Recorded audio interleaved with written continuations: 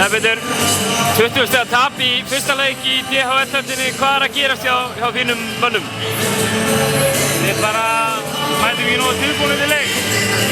Það kannski undir meðvitundinni. Við sjáum að heim vantar Kana og Jón og Pavel og höldum þetta verði bara svona, já, við eiginlega kannski bara vanmeta og þetta er ótrúlega sé að vanmeta KR-inn í DHL.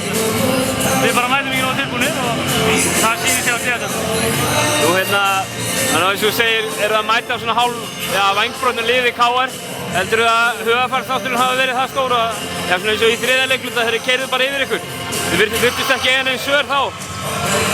Já, við komum út og ætlum að byrja þriðja leikluta betur en þá fyrsta.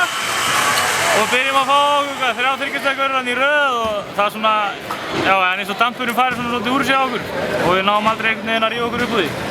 Já. Næsti leikur, hvað þurfum við að gera til þess að skrúa okkur hausinn og svo má það komast? Við höfum bara að mæta tilbúinir til leiks og já, bara vera baráttuglaðari og gera þetta svolítið meira saman og fyrir liðið.